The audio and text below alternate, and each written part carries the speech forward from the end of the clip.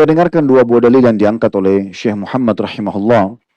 Yang pertama tadi yang saya katakan, itu dinukil oleh Ibnu Katsir rahimahullah dalam tafsir beliau, tafsir Quran Al-Azim jadi 1 halaman 513, dan beliau menyebutkan di sana kalau hadis ini dinisbatkan kepada Imam Ahmad dalam musnadnya dan juga Ibnu Mardawai dari Umar radhiyallahu anhu. Bunyi hadisnya bahwasanya Ibnu Mas'ud dan Ibnu Umar radhiyallahu anhuma menukir riwayat kata Nabi SAW, man qala ana mu'minun fahuwa kafir, wa man qala huwa fil jannati fahuwa fin nar, wa man qala huwa alimun fahuwa jahil. Terjemahannya, barang siapa yang mengaku-ngaku, tanda kutip, aku ini adalah orang beriman, maka dia orang kafir, atau dia kafir. Dan barang siapa yang mengaku-ngaku bahwa dia di surga, maka dia di neraka.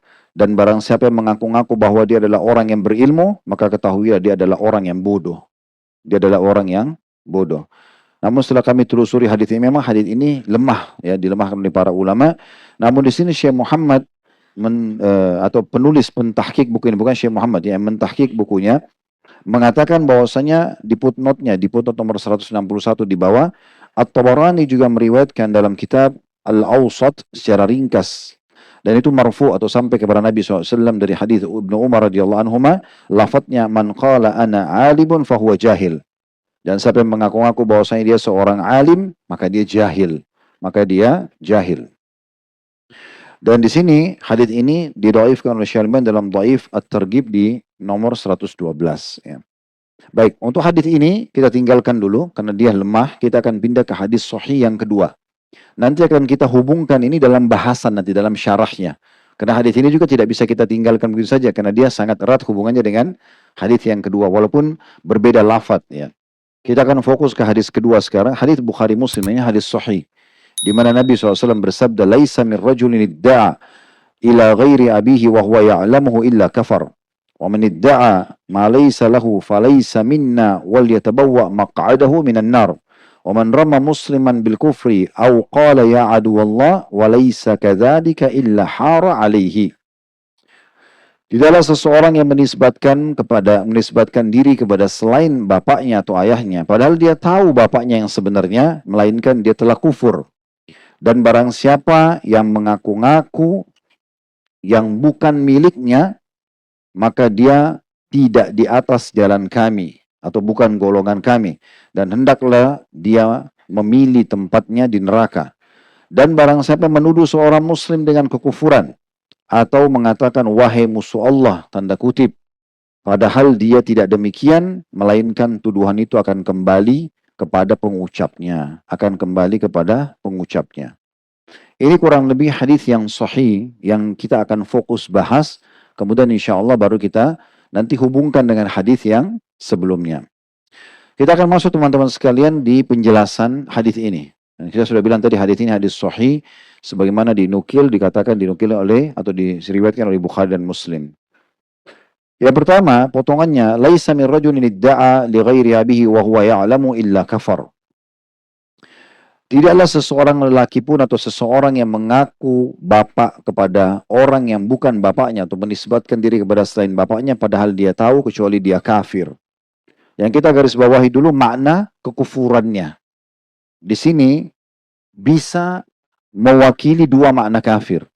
Makna kafir yang kharij anil millah, keluar dari agama Islam secara mutlak, kalau dia menganggap itu halal. Nggak apa-apa, boleh ganti-ganti nasab gitu ya.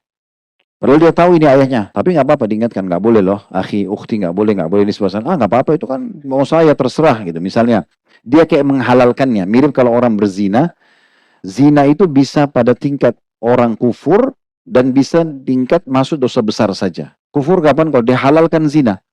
Kamu nggak boleh zina loh. Nggak apa-apa. Kalau saya mau gimana? Halal kok. Nah, dia menghalalkan apa yang Allah haramkan. Di sini dia kufur. Keluar dari Islam. Ya.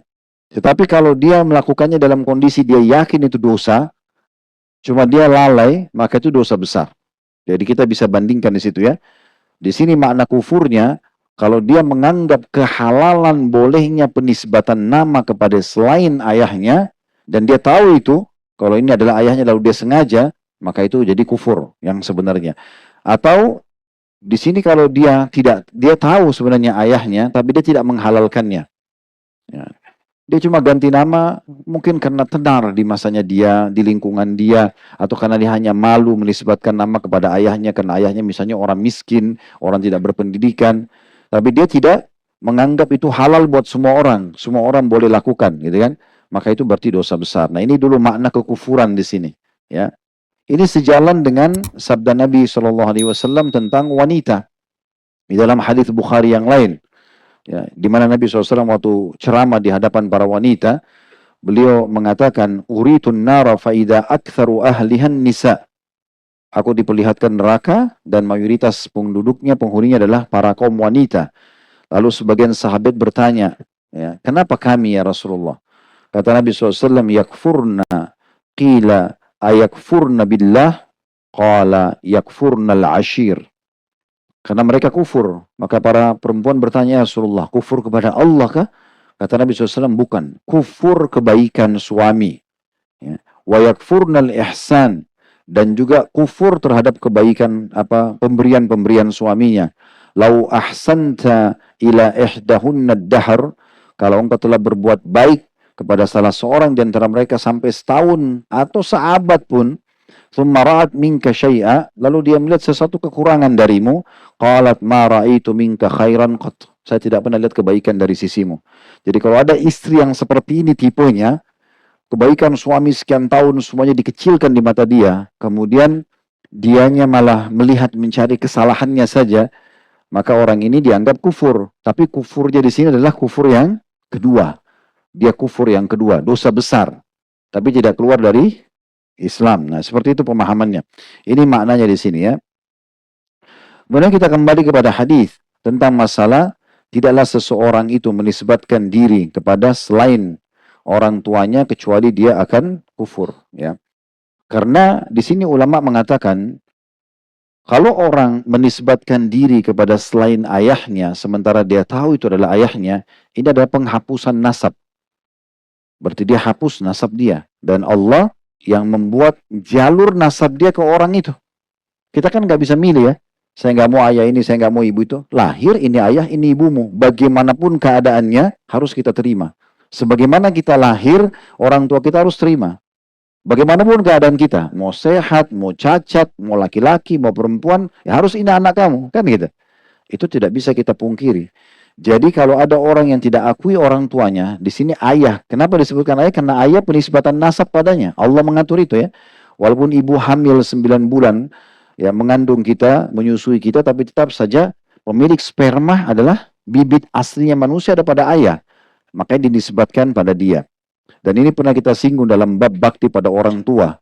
Kita mendahulukan ibu kita dalam pelayanan. Hadis Nabi SAW yang seorang sahabat bertanya, ya Rasulullah, man ahaqqu bi suhbati, siapa yang paling layak saya temani, saya layani. Maka kata Nabi SAW, ummuka 3 kali, ibumu, terus yang keempat baru ayahmu. Kan gitu. Tapi di sini adalah bahasannya ada batasan, yaitu masalah pelayanan. Pernah kita jelaskan, kalau misalnya ibu mengatakan, nak tolong ambilin ibu air, atau tolong temani ibu ke sana, ayah mengatakan, tolong ambilin ayah air, atau temani ayah ke sana. Kita dahulukan ibu. Tapi penisbatan nama nggak boleh. Mutlak harus kepada ayah. Seburuk apapun dia. Mau dia pemabuk, mau dia kafir, mau dia munafik, tetap aja. Nasabnya kepada dia. Ya, nggak boleh sama sekali. Nggak boleh juga kita membalas kejahatan dia dengan durhaka. Dia berdosa dengan membengkalikan kita dinafkahi dari kecil misalnya. Seorang ayah meninggalkan anaknya. Itu dosa dia sama Allah. Nggak boleh kita balas. Dia nggak urus saya dari kecil, saya balas aja, saya juga nggak mau bakti. Nggak bisa. Dia dosa, kita dosa. Nggak boleh kita balas keburukan dengan keburukan. Ya. Karena nanti akhirnya jadi kena hukum dua-duanya. Kan gitu. Begitu juga wanita, tidak sah pernikahannya kalau tanpa izin walinya. Di sini ayahnya. Walaupun ibunya setuju 1000 kali. Ya. Hati-hati. Ada banyak laki-laki begitu. Dia lamar seorang wanita, ayahnya nggak setuju. Yang dilobi ibunya. Ini masih banyak yang berdiri, Masya Allah. Bisa rapat-rapat lagi. Masya Allah. Taubatan nasuha. Luar biasa hari ini. Masuk maju. Biar yang di dalam bisa masuk. Ayo sebelah sini juga. Apa perlu saya bahasa Arab nih biar bergerak? Ya, jadi kita tidak boleh sama sekali mengganggu gugat tentang masalah pernikahan hak sepenuhnya ayah. Jadi nggak bisa antum ditolak oleh ayahnya, lobby ibunya, kasih hadiah segala macam supaya ibunya mengiyakan. Banyak gitu terjadi. Ayah ibunya menyetujui, nikah dipaksa, ayahnya nggak setuju, batal pernikahannya. Hadis sahih mengatakan, "Nikahu wa batil, batil, batil," kata Nabi SAW. Ayyam mamratin antahat nafsa bighairi idni waliyu fa nikahu wa batil, batil, batil. Perempuan manapun yang coba-coba menikahkan dirinya tanpa izin walinya, nikahnya batal, batal, batal. Selesai.